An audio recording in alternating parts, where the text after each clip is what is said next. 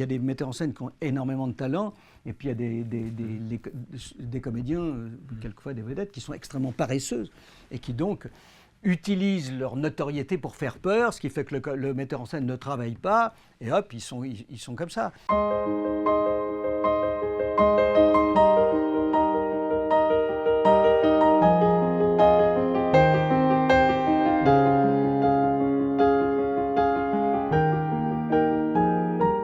Bonjour, je suis Michel Soyer et j'ai le plaisir de vous convier à ce nouveau numéro de Les Mandarins de l'économie et de la culture sur Mandarin TV. Et j'ai l'honneur et le plaisir de recevoir Jean-Luc Génère. Alors Jean-Luc Génère, je dois dire que pour nous en France, c'est un peu un mythe dans le théâtre, parce que Jean-Luc Génère, c'est quelqu'un qui a monté énormément de compagnies et qui dirige aujourd'hui le Théâtre du Nord-Ouest et qui est passé par des études de théologie, qui a été proche de beaucoup de professionnels que l'on connaît très bien. Je citerai quelques noms comme Robert Hossein, Laurent Terzieff, Francis Huster, Yasmina Reza, etc. Et aujourd'hui, eh bien, il vient nous parler de tout ce qu'il a fait dans sa vie et tout ce qu'il va faire bientôt, car sa vie ne fait que commencer. Du reste, il nous a présenté beaucoup de ses livres. Alors, ma première question, cher Jean-Luc, c'est que vous êtes de tous les côtés à la fois dans le théâtre. Vous faites le comédien, l'auteur, le metteur en scène, le directeur de théâtre. Comment vous arrivez à faire tout ça? Et même le critique de théâtre. Le critique. Qui fait que je suis à la fois au four et au moulin. Juge et parti, ce qui est un gros problème. Pour les journalistes, je suis un homme de théâtre. Pour les hommes de théâtre, je suis un journaliste. Voilà, bon, c'est une vie, il faut la remplir. Vous savez, le seul problème, c'est qu'on va mourir. Qu'est-ce qu'on a fait de sa vie? Quelle densité on lui a donné? Quel sens voilà, qu'est-ce qu'on a apporté aux autres? Voilà. Et le problème, c'est que quelquefois, on a un vrai talent et on n'a pas le droit de gâcher le talent qu'on a. Bon, je me suis réveillé avec ce talent de metteur en scène, d'auteur. Bon, j'essaie de l'offrir, de l'apporter aux autres. Alors quel est parmi tous ces talents celui qui est la locomotive de tout le reste? Est-ce qu'il y en a un qui... Oui, c'est la mise en scène. La mise en scène d'abord, l'écriture, la mise en scène, l'écriture de théâtre. C'est très... Voilà, je suis d'abord un auteur de théâtre, j'ai écrit une centaine de pièces. J'ai mis en scène 150 pièces à peu près, voilà, donc c'est surtout ça. Puis ensuite, avec le temps, je me suis mis à jouer beaucoup, mais jouer, c'est beaucoup plus facile, c'est beaucoup plus agréable, c'est beaucoup plus reposant. On est déresponsabilisé quand on joue. C'est un plaisir ludique de jouer. Je joue des grands rôles maintenant, mais paradoxalement, on me dit, mais comment ça doit t'épuiser? Pas du tout, ça repose. Alors que mettre en scène, c'est d'une difficulté incroyable, parce qu'il faut être dans une attention. Il ne faut pas que la moindre chose d'un comédien vous échappe. Il faut être à l'écoute du moindre de son mouvement de doigts, de menton, de tout ce qu'il va dire, l'intonation, etc. Voilà, il faut être là tout le temps, et c'est absolument épuisant. Et on sort c'est des fatigues qui sont des fatigues de tension nerveuse. Alors que le jouer, c'est la fatigue physique, c'est comme faire du sport, quoi, d'une certaine façon. Voilà. Mais le comédien, en fait, il dit le texte des autres, alors que quand vous devez faire votre texte... Le comédien, il ne doit surtout pas dire le texte des autres, il doit incarner le texte des autres. Il faut que le texte des autres devienne son texte, devienne sa parole. Le comédien doit s'incarner, il doit devenir le personnage. Et le personnage fait que le texte qui est là, c'est la Bible, voilà, et le verbe, c'est le verbe, tu vois, le verbe devient son verbe. Il faut que ça devienne son verbe. Et à ce moment-là, là en ce moment, je suis en train de répéter les Caprices de Marianne de Musset. Bon, tout le texte, c'est pas de faire du romantisme, c'est pas de faire de voilà, c'est que il faut que la parole de l'auteur Musset qui meurt, qui n'existe plus, devienne la parole du personnage Octave, qui est joué par un comédien. Et ce comédien s'empare de cette parole et ça devient sa parole. Et on doit avoir le sentiment que c'est son frère humain, qu'on peut le rencontrer demain dans la rue. Voilà, le théâtre, il n'a de sens que comme ça. Il n'a de sens que s'il peut montrer le frère humain au frère humain. C'est ce que je dis toujours. Mais c'est vraiment ça. Sinon, ça ne sert à rien, le théâtre. Sinon, c'est du spectacle. Voilà. Alors ça c'est le point clé. Vous avez écrit donc un ouvrage qui s'appelle Pour en finir avec les comédiens. Voilà. Hein, voilà. Alors je précise aussi on m'avait remis d'autres livres, donc Pour en finir aussi avec le féminisme. Ça c'est mon dernier. Attention, c'est des pamphlets là. Là, attention. Hein. Et puis bon, un roman qui est Le Territoire. C'est un roman de science-fiction. Science-fiction. Science-fiction chrétienne. Oui. Et Le Tyran juste. Voilà. Ça c'est mon dernier roman. Et le dernier roman. Donc vous êtes très prolixe parce qu'on avait oublié de dire que vous écrivez aussi. Oui. Vous publiez. Alors, effectivement, ça, c'est un des points clés de votre argumentation, c'est de dire que le comédien, en fait, doit incarner le personnage. Exactement. Alors, donc, c'est-à-dire que vous êtes contre tout ce qui est le showbiz, un peu les paillettes, les spectacles faciles, à petit budget, le côté TikTok. Petit budget, grand budget, voilà, tout ce qui est spectacle, moi, ne m'intéresse pas. Je suis l'anti-brechtien, si vous voulez. Tout ce théâtre de Brecht, c'est ce qu'on a appelé la distanciation, oui. qui venait d'ailleurs de Diderot, hein, de la pensée de Diderot. Bon, tout ça, je suis totalement contre. Il faut qu'un personnage incarne, soit pleinement, complètement lui-même, dans sa globalité, dans sa totalité, exactement comme nous, dans la vie, nous sommes pleinement nous-mêmes. C'est-à-dire que quand je vous parle, ça n'empêche pas que j'ai des problèmes d'amour, des problèmes de santé, des problèmes d'argent. Voilà. On est une globalité. Un être humain est une globalité. Et le théâtre permet de ça. Et la distanciation brechtienne est dangereuse parce qu'elle sort de l'individu une chose et puis elle la met en exergue. Alors que ça peut être en général, comme quand c'est Brecht, c'est pour des raisons politiques.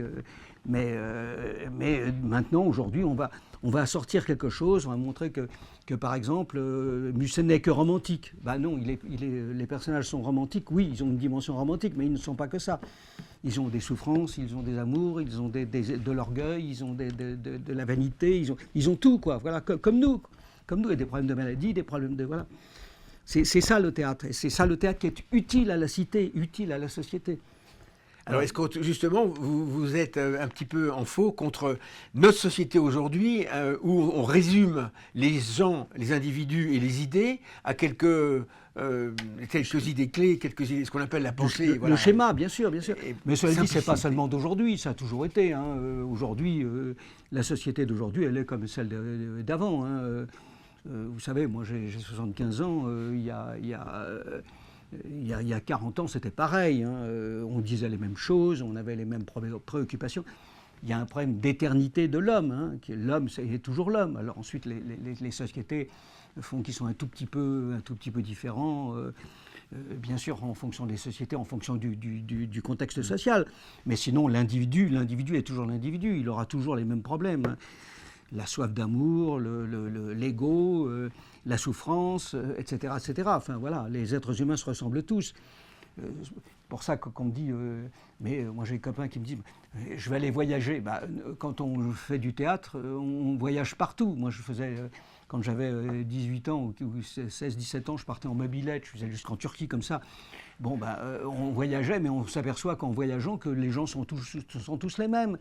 Les êtres humains sont tous les mêmes, ils ont les mêmes passions. Et le théâtre permet de visiter les hommes, de rencontrer les hommes, de rencontrer les paysages, de rencontrer tout. C'est la merveille de faire du théâtre. Alors c'est bien, mais justement, la question c'est que quand on compare le théâtre avec d'autres arts, par exemple la musique classique, aujourd'hui on starifie, on met en avant des interprètes, et le public ne comprend rien à la musique, mais comprend quelque chose à une jolie photo. Dans les magazines de mode, par exemple, on voit des violonistes, des violoncellistes, des jolies femmes habillées comme des rockstars. On se dit, mais est-ce qu'il sait jouer? Quand on vous présente une bouteille de Bordeaux très chère, on regarde l'étiquette, mais est-ce que le vin est bon? On ne sait pas, mais en tout cas, il est cher. Donc, quand on regarde un film au cinéma ou une pièce de théâtre, justement, on est souvent arrêté par l'affiche, le nom, et quelque part, on dit, c'est bien joué, ce qui veut dire qu'on n'a rien compris. Oui, mais ça, c'est les bêtises. Le problème, c'est que les arts ont tous leur richesse. Hein. Je veux dire, la musique, c'est formidable, la sculpture, c'est formidable, la peinture, c'est formidable. Mais le seul art, le cinéma, c'est très bien, mais le seul art qui permet la globalité, montrer la globalité de l'homme, pas sortir quelque chose de lui, ce que je disais tout à l'heure, c'est le théâtre. C'est C'est pour ça que le théâtre est essentiel. Et le théâtre, c'est du vivant. C'est-à-dire que le cinéma, quand vous allez au cinéma, vous avez un produit fini. Au théâtre, ça se crée dans l'instant. C'est-à-dire que le théâtre, c'est vraiment le microcosme de la vie, quoi. Et c'est pour ça que c'est essentiel. C'est utile à la cité. Au cinéma, il peut y avoir une bombe qui explose, le film il va continuer à se dérouler, et puis vous verrez la chose. Au théâtre, s'il y a une bombe qui explose, vous allez voir le public qui va commencer à changer, qui commence à avoir peur, et vous allez transformer votre manière de jouer parce qu'il se passe quelque chose dans le public, d'une manière inconsciente. Et chaque représentation est unique. Donc c'est ça la différence. C'est Hernani tous les soirs. C'était Hernani tous les soirs, si vous voulez, exactement. Voilà, c'était pour reprendre la guerre avec hugolienne. Mais voilà, c'est pour ça que c'est essentiel. Sinon, la peinture, par exemple, c'est le regard d'un peintre sur un individu. Là, dans la vie, vous êtes, voilà, mais on ne choisit pas. C'est-à-dire que le regard des autres vont choisir. Là, tout d'un coup, c'est le regard du peintre qui va choisir et qui va vous voir comme ça. Mais dans la vie, vous êtes comme ça, mais vous êtes aussi pleinement autrement. Au théâtre, c'est ça. C'est de montrer dans sa globalité l'individu. Et non pas de prendre quelque chose de l'individu et de le donner à voir. Alors c'est vrai qu'un artiste, alors la différence entre comédien et interprète, c'est différent. Mais quand on est au cinéma, on est en face de soi que les techniciens. Bon, alors que là, quand on est sur un théâtre, sur les planches d'un théâtre, on a quand même les spectateurs avec exactement, le retour qui sont de la salle qui peut être très difficile. Voilà. Et vous avez une différence fondamentale entre l'interprète et le comédien. L'interprète, vous me donnez, là, je sais pas, vous me prendrez un livre, n'importe lequel, même le Bottin, je vous le lis, et puis vous allez dire, mais comment, là en ce moment je suis en train de lire Proust, on dit, alors que je n'ai pas lu Proust depuis 70 ans, je l'ai lu, je lis Proust, c'est comme si je le découvrais. Et là, je suis interprète. Alors vous me parlez de Lucchini, là, c'est ça ? Fabrice, par exemple, que je connais bien, Fabrice, lui, ne se dit pas comédien, il se dit interprète. Il prend un texte, n'importe lequel, il l'a un peu travaillé, et puis hop, il va... Tandis qu'être comédien, c'est autre chose. Être comédien, c'est devenir le personnage. Donc là, il faut travailler. On s'étonne, on me dit, mais comment il fait ? Il prend un texte, il le lit, etc. Mais parce que j'ai 70 ans ou 65 ans d'expérience, 60 ans d'expérience. C'est l'histoire du vieux Goethe qui est dans une soirée, et puis on lui dit... Mais, maître, écrivez-moi un sonnet sur mon éventail, c'est le fameux sonnet à l'éventail. Alors il écrit très très vite. La baronne qui lui dit, mais vous avez écrit ça en 3 minutes. Il dit, non madame, j'ai écrit ça en 75 ans. Voilà, parce que c'est l'expérience, c'est le travail. Interprète, c'est l'expérience, comme un musicien, si vous voulez. Comédien, c'est autre chose. Comédien, c'est un travail. Pour petit à petit, on reprend, pour devenir petit à petit, pour prendre le corps de l'autre. D'où les raisons pour lesquelles l'Église s'est opposée au théâtre pendant un certain temps. Parce que prendre le corps de l'autre, vivre dans le corps de l'autre, c'est violent, quoi. C'est pas une petite expérience, c'est une expérience incroyable. Mais alors comment font les comédiens pour supporter de changer de personnalité au cours de leur existence professionnelle et donc personnelle ? On travaille pendant des heures et des heures. Là, j'ai répété hier, par exemple, on a répété pendant 2h30 sur 4 vers, enfin 4 répliques. Pour que petit à petit, ces répliques deviennent la parole du personnage. C'est un énorme boulot. Et un énorme boulot qui surtout ne doit pas se voir. C'est ça le secret. Oui, mais alors, quand on retrouve des têtes connues et qui ont joué dans telle pièce et ensuite telle pièce, est-ce que le public suit en disant c'est toujours le même bonhomme les têtes connues, vous savez, les têtes connues, ça dépend de quelle tête, parce que vous avez c'est le mot de Delon, on dit on ne va pas me voir, on vient voir la bête. Voilà, c'est ce qu'il disait. Il disait, on vient voir la bête. Mais Delon, c'était toujours Delon qui était là. Mais c'est pas ça un comédien. Donc Delon n'était pas comédien. D'une certaine façon, il le disait lui-même. Enfin, il était comédien quand même. Mais c'était toujours sa personnalité qui était en avant. Comme on disait, un Gabin, un Delon, un Gabin, un Delon, etc. Et donc là, mais il y a des grands comédiens très connus qui se perdent dans leur personnage. Claude Rich, par exemple, qui est mort. Enfin, il y en a plein comme ça, quoi. Et puis ça dépend aussi des metteurs en scène, ça dépend du travail qui est fait. Moi, j'ai vu même Lucchini qui se dit interprète. Moi, je l'ai vu jouer quand il jouait avec Terzieff, par exemple. Il était le personnage, quoi, comme il l'est au cinéma. Tout ça, c'est toujours une affaire de personnalité, mais aussi d'intelligence et de connaissance de son métier. Il y a des grands comédiens très connus qui sont des gens formidables et qui ont une humilité incroyable. C'est même Fabrice, moi je le connais bien. Quand on déjeune ensemble, bien sûr, il est d'une humilité parfaite. Hein. C'est pas du tout un prétentieux comme on le voit à la télé où il fait son numéro. Ouais. Et il en joue d'ailleurs, il s'amuse de ce numéro. C'est ridicule. Voilà. Oui. Par exemple, oui. Exactement. Alors donc, vous inscrivez, vous émettez un petit peu une critique sur ces spectacles un peu en prêt-à-porter, qui sont uniquement l'aspect extérieur, avec donc quelques noms connus, des spectacles faciles à comprendre et à suivre, qu'on ne regarde que d'un œil, voilà. et sans qu'il y ait un message qui passe ou une émotion, parce que finalement l'art c'est quand même l'émotion. C'est tout.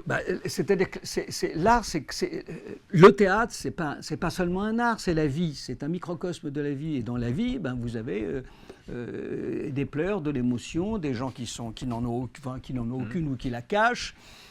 C'est la vie dans toutes ses qualités, dans toutes ses différences, dans toutes ses richesses. Alors pourquoi il faut tuer les intermittents, alors les comédiens? Qu'est-ce qu'ils vous ont fait, les intermittents? Là, c'est la collection de mon éditeur Atlande. Oui. Qui s'appelle Pour en finir. J'ai écrit comme ça, Pour en finir avec le christianisme, alors que je suis catholique. Pour en finir là, le dernier, c'est avec les féministes. Les féministes, là, voilà, oui. Alors que j'adore les femmes par-dessus tout. Donc, c'est ma compagne d'ailleurs qui est à côté. Ah, d'accord. Partie, voilà. Ok. Donc, vous voyez, j'ai écrit sur le théâtre, pour en finir avec le théâtre, pour en finir avec la mort. Voilà. Donc, mais alors, on parle des intermittents. Alors, oui, j'ai écrit aussi Pour en finir avec les intermittents. Voilà, parce qu'il y a le problème de l'intermittence qui a été dévoyé. Enfin, il y a plein de.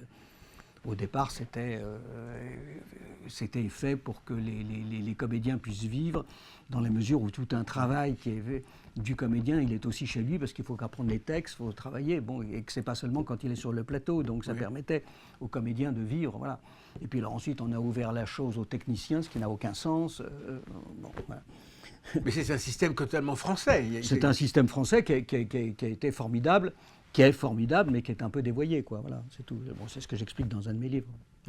D'accord. Alors justement, aujourd'hui, quand on monte des pièces de théâtre, il faut trouver des comédiens, il faut un théâtre, il faut surtout trouver de l'argent. Ouais. Alors apparemment, le métier que vous exercez côté patron de théâtre, avec tout ce que ça comporte, ça a l'air très difficile, parce qu'on avait abordé, on retrouve un peu les histoires de Goldoni, là, de la comédie italienne, le pauvre avec sa voiture, etc. Aujourd'hui, ça a l'air d'être très compliqué de gérer. C'est très compliqué, c'est-à-dire qu'il n'y a aucune rentabilité au théâtre, aucune. Donc, si vous voulez, en France, vous avez 4 systèmes, 3 plus nous. Vous avez le théâtre public qui est subventionné par l'État, vous avez le théâtre privé qui est subventionné de manière indirecte par l'État par un système d'assurance qui est le fonds de soutien, et puis vous avez les théâtres qui louent les salles. Bon, voilà. Et puis il y a nous. Nous, on pratique d'une autre manière, parce que le problème, c'est de monter des spectacles et de monter des spectacles qui doivent servir, qui doivent être utiles à la société. Et nous, ce qu'on fait, c'est qu'on remplace la production de l'argent qu'on n'a pas par la production du travail. C'est-à-dire que chaque individu qui travaille dans le théâtre amène non pas de l'argent qu'on n'a pas, mais sa force de travail. Donc c'est pour ça que personne n'est payé, mais on travaille en alternance, qui permet d'aller, par exemple, d'être, je sais pas, on est rue du Faubourg Montmartre, en face il y a le théâtre des variétés, vous pouvez, au théâtre des variétés, les jours de relâche, des comédiens peuvent travailler au nord-ouest. Et c'est comme ça qu'on peut arriver à monter, parce que sinon il se passe ce qui est en train de se passer et qui va s'accentuer.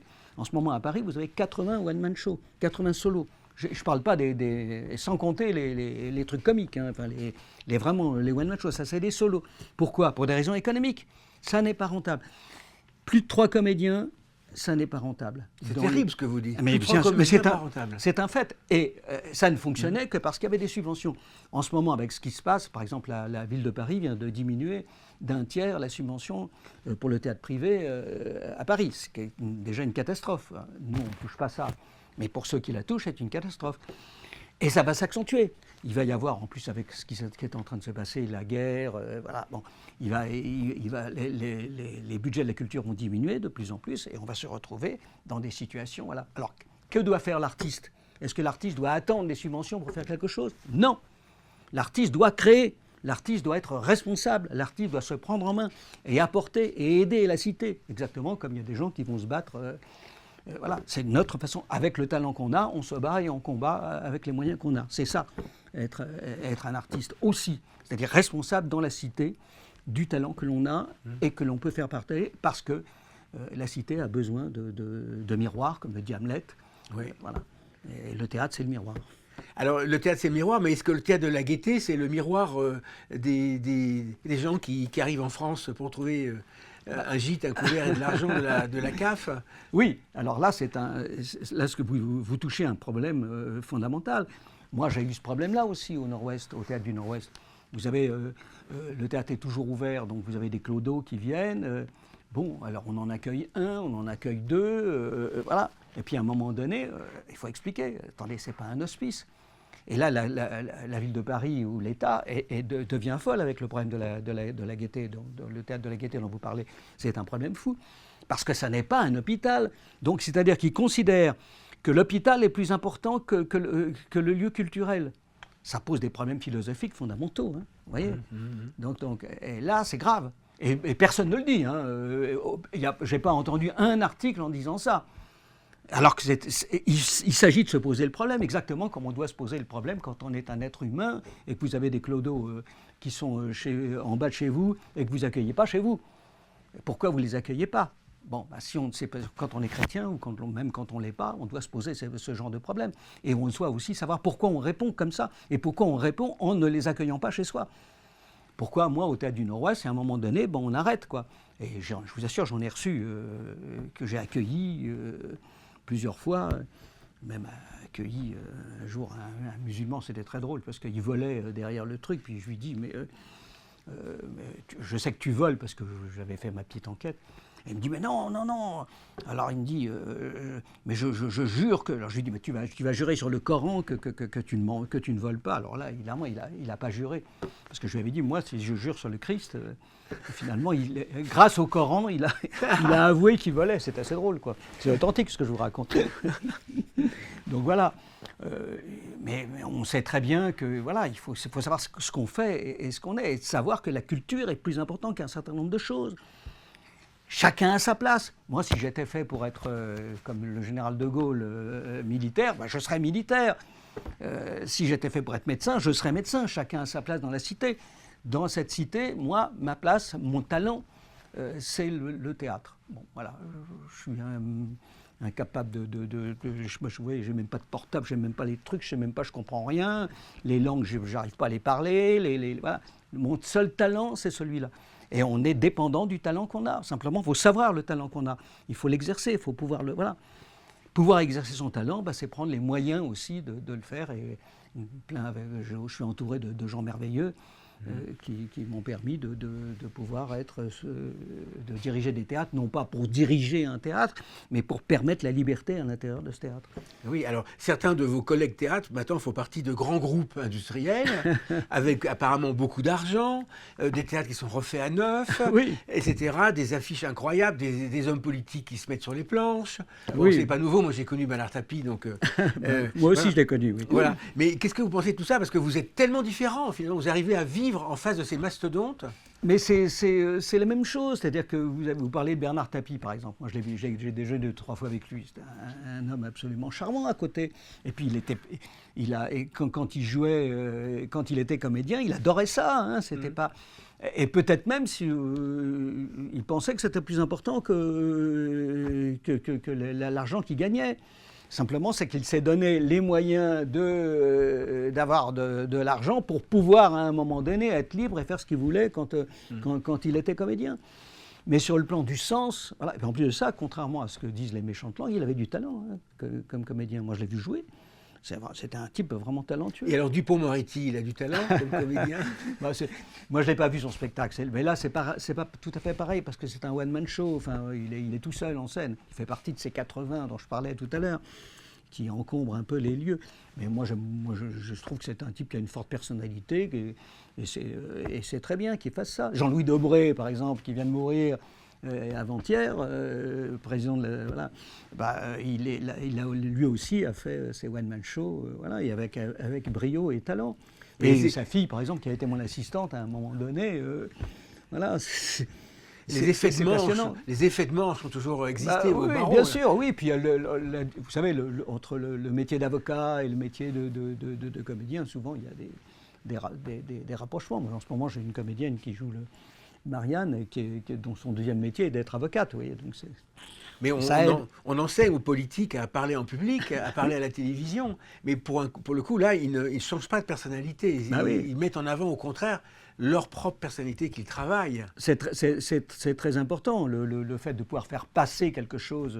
Un type comme Zemmour, par exemple, à mon avis, il s'est tué parce qu'il n'avait pas eu un guide qui l'aide à exprimer les choses, à parler, à se faire entendre. Voilà. Il y a plein de gens comme ça qui... Et pourtant, c'est un homme de télé au départ. Oui, mais parler voilà, c'est plus compliqué que ça.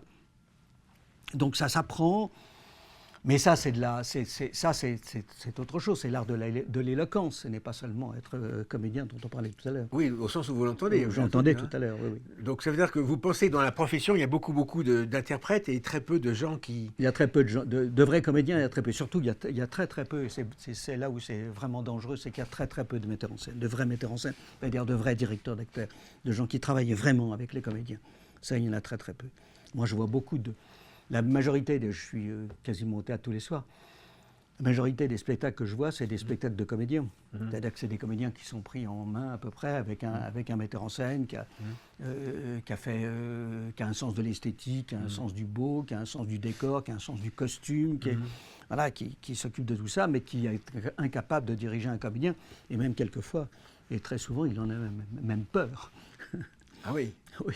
Ah oui, les metteurs en scène qui ont peur des comédiens, c'est quelque chose, ça arrive très souvent. Mais alors qui dirige sur un plateau, qui dirige c'est une affaire humaine, vous savez, il suffit qu'il y a des gens puis il y a des gens qui sont extrêmement timides, il y a des metteurs en scène qui ont énormément de talent, et puis il y a des comédiens, quelquefois des vedettes, qui sont extrêmement paresseuses, et qui donc utilisent leur notoriété pour faire peur, ce qui fait que le metteur en scène ne travaille pas, et hop, ils sont comme ça. Et résultat des courses, ils font un spectacle médiocre, bien, correct, au lieu de faire un grand spectacle qui va changer votre vie, qui va changer la vie du spectateur. Oui. Alors tout ça nous rapproche un petit peu, je vais parler 2 minutes du théâtre chinois, qui a démarré à moins 1500 ans avant Jésus-Christ, et c'est un théâtre où le comédien, finalement, celui qui joue la comédie n'existe pas lui-même, puisqu'il est d'abord un costume très chargé, c'est-à-dire extrêmement maquillé, des costumes somptueux, merveilleux, et où finalement... C'est la tradition du théâtre oriental. Hein. Oui. Voilà. C'est les nôs japonais. Tout à fait. Voilà, on est dans cet esprit. C'est exactement le contraire de ce que j'essaye de faire ici. Voilà, ce sont plutôt, on va dire, un peu des marionnettes, un peu. Bien sûr, voilà. Et donc on leur demandait souvent de chanter. D'ailleurs, ils avaient le théâtre parlé, et puis on a inventé après ce qu'on a appelé, nous, les ombres chinoises. Ah oui. C'est-à-dire qu'il était même caché. Oui, donc... Mais c'est très beau, hein, c'est pas... ce genre de théâtre, mais c'est du spectacle, c'est pas du théâtre, au sens essentiel du terme, ça n'est pas du théâtre, c'est autre chose, c'est du spectacle. C'est une forme de spectacle qui est très bien. Les danseurs chinois sont extraordinaires, la musique, tout ça, voilà. Mais c'est vraiment pas ça.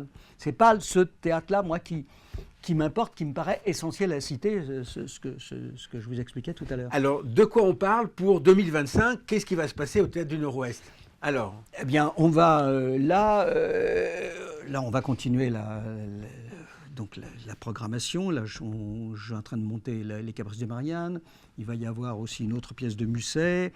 On ne badine pas avec l'amour.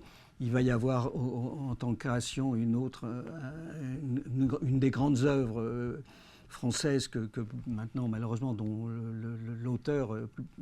peu de gens le connaissent, alors que c'est peut-être le plus grand auteur du XXe siècle, est Henri de Monterland. Donc on va monter, je vais commencer les répétitions de La ville dont le presse est un enfant, pas mis en scène par moi, mais je joue dedans. Donc voilà, vous avez des œuvres considérables. Et puis après, l'année d'après, va rentrer dans le domaine public le grand auteur allemand qui est Brecht. Oui. mais qui est toujours monté d'une manière à la Brecht, alors qu'il faut le monter d'une manière incarnée. Et donc on va faire, comme il va être dans le domaine public, c'est-à-dire qu'on n'a pas de droit à payer, on va faire une intégrale Brecht, on va monter à peu près toutes les pièces de Brecht. Et puis l'année d'après, je vais monter un auteur que j'aime beaucoup, dont on va faire l'intégrale, qui est Guitry, parce que lui aussi il va rentrer dans le domaine public. J'adore Guitry. Voilà, c'est un grand modèle de comédien et d'interprète aussi, parce qu'il a un talent fou. Merveilleux interprète. Ses pièces sont bien meilleures qu'on ne le croit. Oui. Elles sont très incarnées, et là encore, il faut... Voilà. Alors écoutez, on a bien compris qu'on ne badine pas avec le théâtre. Non, on ne badine pas avec le théâtre. Et donc, on vous donne rendez-vous donc, au Théâtre du Nord-Ouest pour la programmation 2025. Merci beaucoup, Jean-Luc Génère, et à très bientôt. À bientôt.